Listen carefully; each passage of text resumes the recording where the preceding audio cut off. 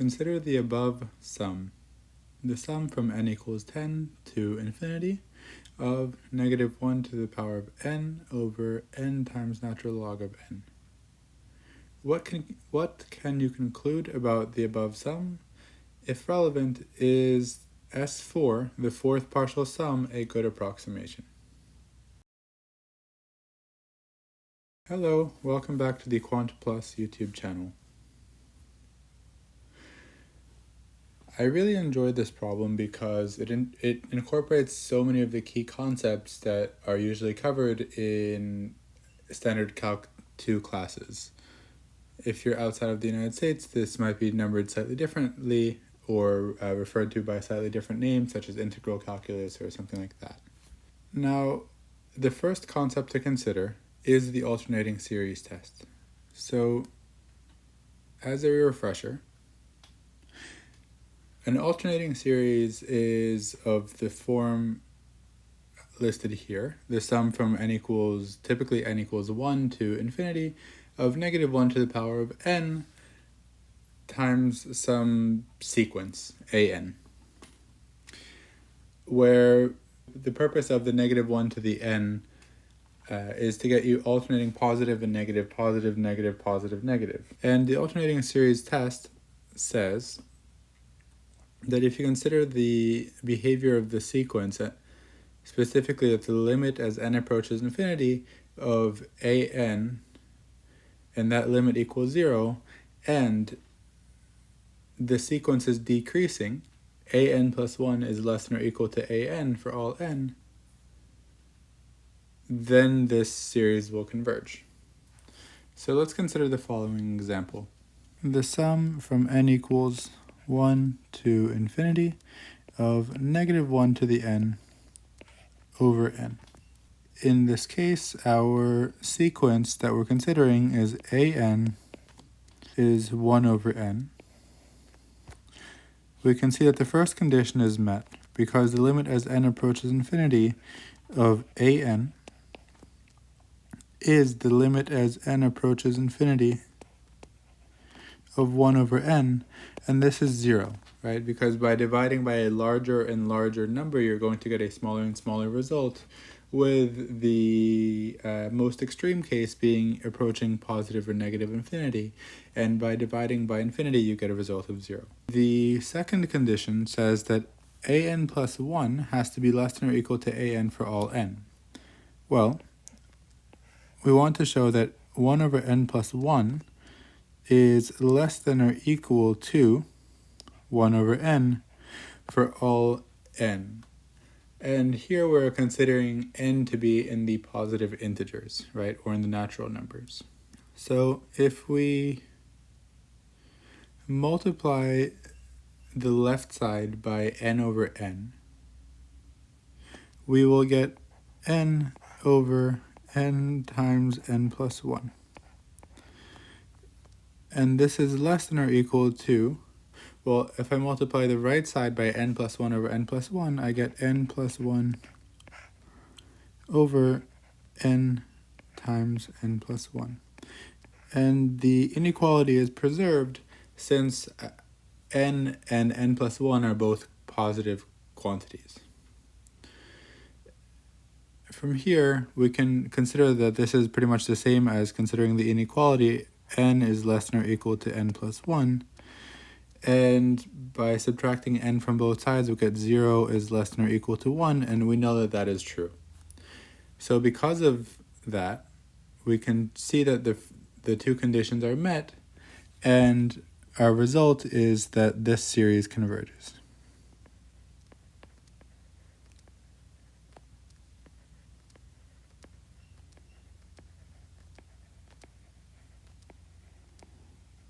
The next concept I wanted to bring to your attention is the idea of absolute convergence versus conditional convergence. So in an alternating series, if you take the absolute value of what is inside your series and that new series converges, then we can say that the original series converges absolutely. If we consider the absolute value of what is inside our series and the resulting series diverges, but the original series converges, then we have conditional convergence. As an example, if we consider the series that we were just working with, the sum from n equals 1 to infinity of -1 to the n over n. Well, the absolute value of what is inside of our series is the absolute value of -1 to the n over n. And this is 1 over n. For those of you who recognize this as the harmonic series and accordingly are going to say that this is divergent, that is correct. I am going to consider this as a p-series. And by considering a p-series, this is really 1 over n to the power of 1. So because in our case here, p is equal to 1 and 1 is less than or equal to 1, this series diverges.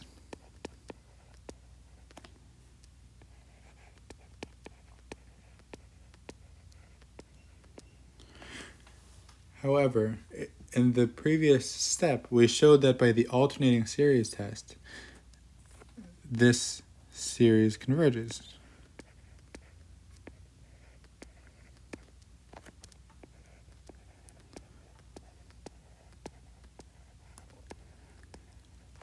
And as this original series converges, but the series that comes about by taking the absolute value of the inside diverges, our result here is that the sum from n equals 1 to infinity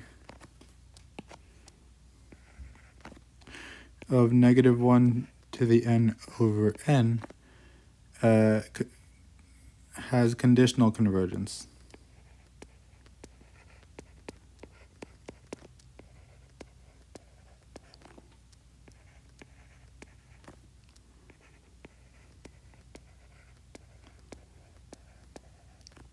Consider a different example.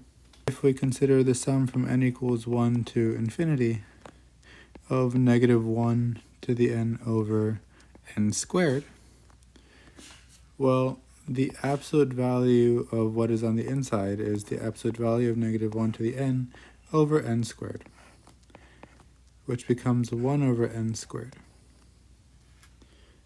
And well, again, considering the idea of a p-series, p is equal to 2, and 2 is greater than 1, therefore we have a series that converges.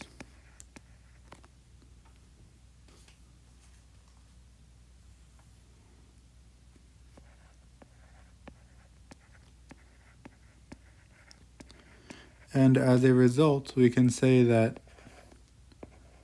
this series, the sum from n equals 1 to infinity of -1 to the n over n squared, converges absolutely.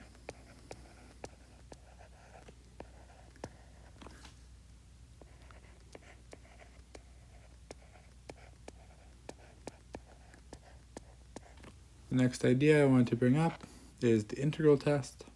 The integral test pretty much has the following conditions. For x is greater than or equal to 1, you want to consider a function that is positive, continuous, and decreasing, and that every term in your sequence matches the corresponding value for the function. So for example, if you were to consider the sequence 1 over n, then the corresponding function would be 1 over x. If these conditions are met, you can say that either the series and the corresponding integral both converge, or the series and the corresponding integral both diverge. As an example of this, if we again consider our harmonic series, well, let's consider the function f of x is 1 over x. F has to be positive for x is greater than or equal to 1, because the only way that 1 over x can be negative is if you have a negative input, and we are considering the x values between 1 and infinity. Similarly, f is continuous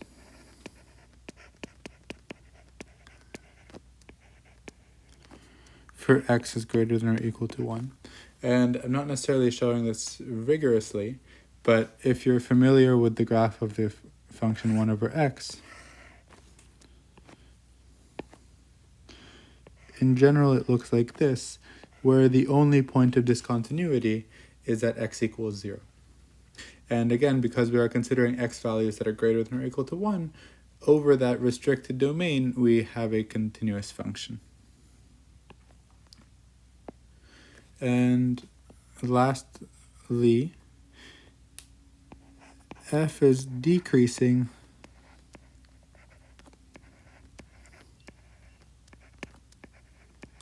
for x is greater than or equal to 1. We can see that visually, that's the blue curve on the right side of the sketch I drew. As x becomes more and more positive, our y values get smaller and smaller. And more accurately, f of x1, let's just say, is greater than or equal to f of x2 if x1 is greater than or equal, if x1 is less than or equal to x2. And then the last condition that we want to consider is, do the values of this function correspond to the value of your sequence? Well, our first term in our sequence, a1, is 1 over 1. If we consider f of 1, we get 1 over 1. Similarly, a2, the second term in our sequence, is 1 over 2. And f of 2 is 1 over 2, like this. And you can continue this pattern, and you will see that indeed if you evaluate the function at the positive whole numbers, those values will match the values in your sequence. If we consider the integral from 1 to infinity of 1 over x dx, this is natural log of the absolute value of x from 1 to infinity, and I'm going to skip some calculation steps. This is just infinity. And because this is infinity, the integral diverges.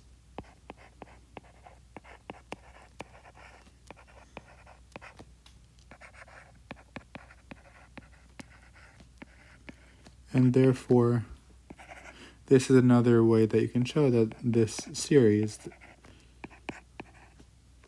diverges. The last concept I wanted to remind you of is the alternating series remainder. The alternating series remainder says that if S is the complete infinite series, right, from n equals 1 to infinity, and Sn is some nth partial sum, for example, you might consider S2 is the sum of the first 2 values in your sequence, S3 is the sum of the first 3 values in your sequence, and so on. The difference between those two, S minus Sn, and if you were to consider the absolute value of that, you would get Rn, absolute value of Rn, where Rn is your remainder.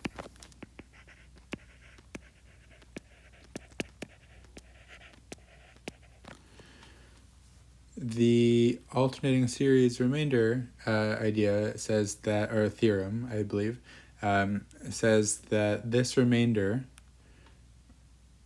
or at least the absolute value of this remainder, is bounded by the n plus 1th term in the sequence, the next term in the sequence. Again, returning to the example that we've been working with oh so much in this video. If we have this alternating series here? Well, I can consider partial sums. So S1 would be negative 1 to the power of 1 over 1, and that's minus 1. S2, I still have the negative 1 from before. Now I'm adding negative 1 squared over 2, and I'm getting negative a half. And S3, I'm still keeping the negative 1/2 from before, but now I'm adding negative 1 to the third power over 3. So that is minus 1/2 minus a third, minus 5/6.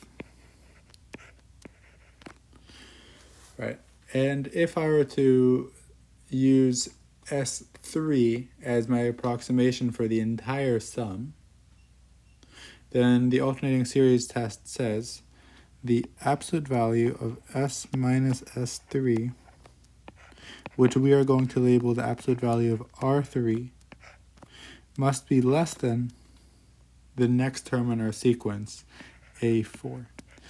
A4 is 1 over 4 because I'm not considering the negative 1 to the n power. The general form of an alternating series is negative 1 to the n times some sequence. The theorem says that the biggest possible difference between this sum here and the true value of the sum is 1/4, and that seems like a pretty decent approximation.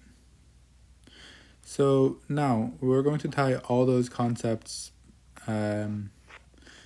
into one and address the problem at the beginning of the video. The problem at the beginning of the video said we have the sum from n equals 10 to infinity of negative 1 to the n over n times the natural log of 10 like this. Sorry, not 10. Natural log of n like this. The first thing I want to consider is the absolute value of what is inside my sum.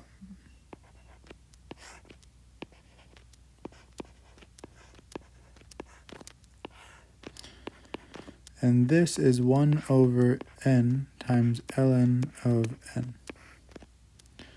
which, because of what we're going to do in the next step, I'm actually going to write this as 1 over n times 1 over natural log of n, like this.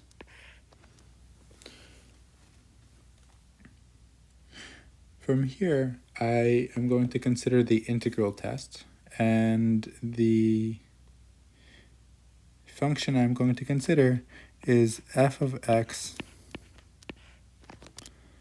is 1 over x ln of x, like this. F is positive because we are considering positive values, right? And specifically, we're starting at x equals 10. Natural log can be natural log is negative for values between 0 and 1, but for values greater than 1, natural log is positive, and x is also positive, which means that this function that we're considering is positive for x is greater than or equal to 10. And here I'm considering x is greater than or equal to 10 because the series that we're considering starts at n equals 10. Similarly, f is continuous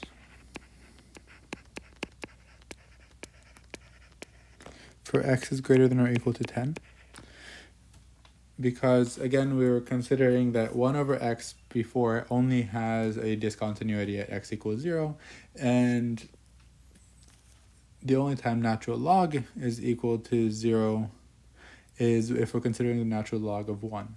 But again, because our series starts at n equals 10, we're going to start at x equals 10. And between 10 and infinity, this function is continuous. The next condition we're going to check is, well, f is decreasing.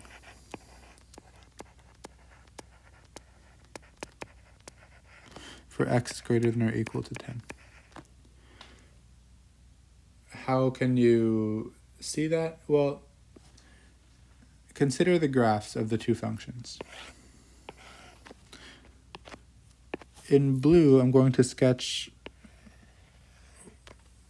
y equals x.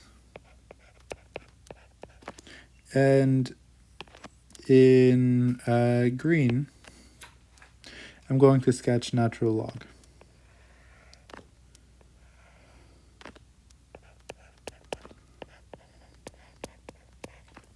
Well, you see how both functions are increasing, right? They're becoming more and more positive. As x grows, so does the y values for each of these functions. It follows that 1 over x is decreasing and 1 over natural log of x is decreasing, and that the combination of them, 1 over x ln of x, is also decreasing. And lastly, f of n is equal to an. Pretty much, if you were to evaluate this function over the natural numbers, let's just say 1, 2, 3, and so on, those values would match the values of our sequence. So we have checked that the conditions for the integral test work or are met. We are going to integrate. We are going to integrate from 10 to infinity 1 over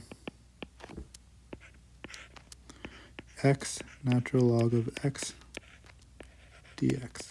The first thing I'm going to do is I'm going to rewrite this in the same way that I rewrote the series. I'm going to write this as 1 over x times 1 over natural log of x, like this, dx.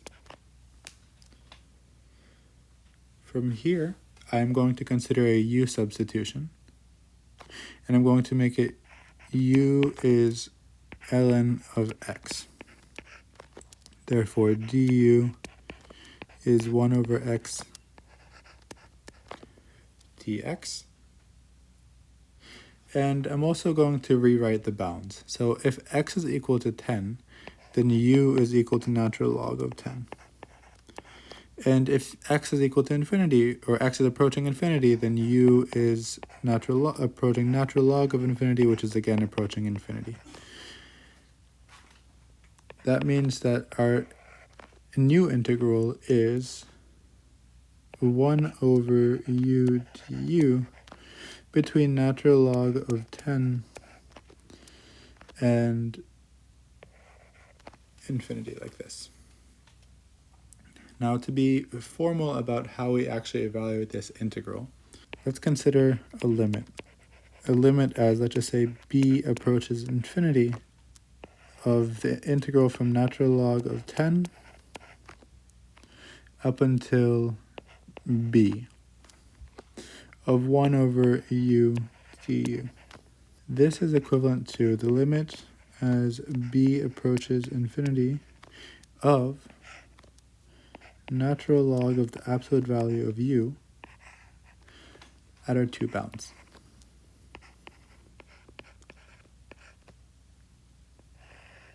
And evaluating this expression, we can write this as limit as b approaches infinity of natural log of the absolute value of b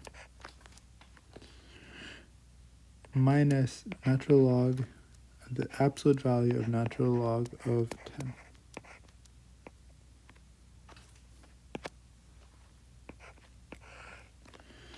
And from here, we can formally see that this limit is approaching infinity, and therefore the series 1 from n equals 10 to infinity of 1 over n natural log of n diverges.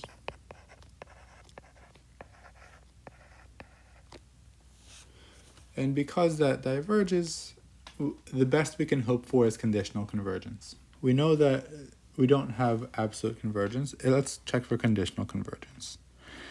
Conditional convergence, well, let's start off at our starting point one more time, which is this one here. Let's consider our alternating series test. The sequence that we're considering is 1 over n times the natural log of n like this. The limit as n approaches infinity of a of n is the limit as n approaches infinity of 1 over n natural log of n. This is 0. So our first condition for using our alternating series test is met. The next condition to check is that an plus 1 has to be less than or equal to an. We want to show that 1 over n plus 1 natural log of n plus 1 is less than or equal to 1 over n natural log of n. Let's create a common denominator. On the left side, we get n natural log of n over n times n plus 1 times natural log of n times the natural log of n plus 1. And on the right side, we get n plus 1 ln of n plus 1 over n times n plus 1 times natural log of n times the natural log of n plus 1. And now we can pretty much ignore the common denominator. I'll write this as n natural log of n is less than or equal to, and here I'm going to expand the parentheses. I'm going to write this as n times ln of n plus 1 plus natural log of n plus 1. By inspection, we can see that this is true, right? Because if we're dealing with positive whole numbers, specifically positive whole numbers that are greater than or equal to 10, we can see that natural log of n plus 1 is going to be bigger than natural log of n. And we can also see that all these quantities are going to be positive, so by inspection we can see that this inequality holds.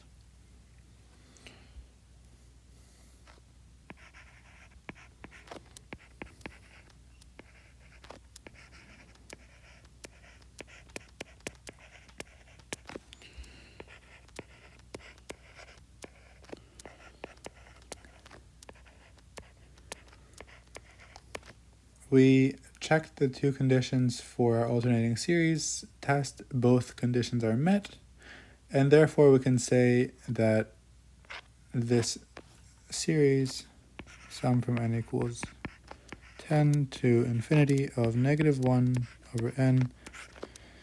over n natural log of n will converge, and it will converge conditionally.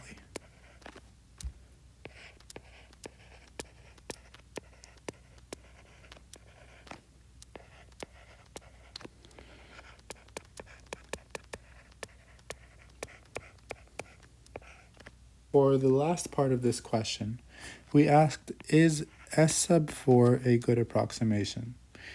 Well, S sub 4 can be found by doing negative 1 to the 10th over 10 natural log of 10 plus negative 1 to the 11th over 11 natural log of 11 plus negative 1 to the 12th over 12 natural log of 12 plus negative 1 to the 13th over 13 natural log of 13. Now, using a fairly simple scientific calculator, I was able to evaluate this, and I got an approximate answer of 0.00906. For your reference, I think I was using the Google calculator, the one that you can find by searching calculator on Google. The alternating series remainder theorem says that S minus S sub 4 is the same thing as the absolute value of R of 4. And the absolute value of the fourth remainder is bounded above by the fifth term in our sequence, A5. A5 is negative 1 to the 14th over 14 natural log of 14. Again, considering a fairly simple calculator, this result was 0.02707. Though it may seem that, a maximum error of 0.02707 is fairly small, I would make the argument that compared to the fourth partial sum, the fourth partial sum is 0.009, or almost an entire magnitude smaller, degree of magnitude smaller. Then, because of that, this error bound is quite large, and because this error bound is quite large, I would say that this is not the best approximation.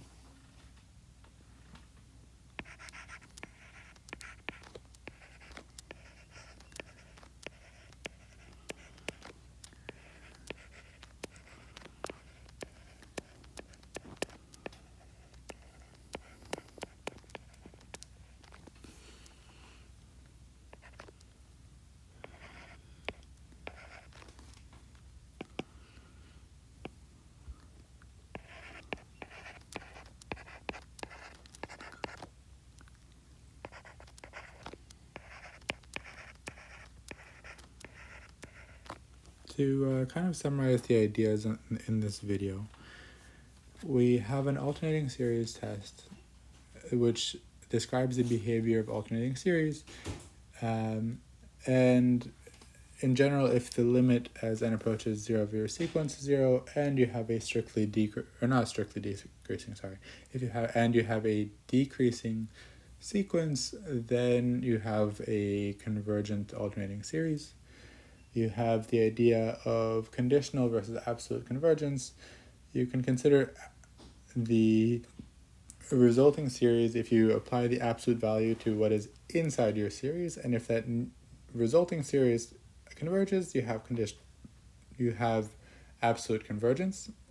Otherwise, you have conditional convergence if the new series, the one that comes about by considering the absolute value of what is inside your sum, diverges, but the original series converges by your alternating series test. Third, you have an error bound, and that error bound is that the absolute value of your error must be smaller than your next term in your sequence. And lastly, the integral test. The integral test says if you can find a function f that is positive in the domain that you're considering, continuous in the domain that you're considering, decreasing in the domain you're considering, and evaluating that function f at the natural numbers has values that correspond to the sequence or series that you're considering, then both the integral and the corresponding series will either both converge or both diverge. If you found this content informative, please support the channel. You can do that by liking this video, sharing it with your friends and family, subscribing to the channel, and if you're interested in one-on-one tutoring sessions, please follow the link in the description. And once again, thank you for your support this far. Have a great day.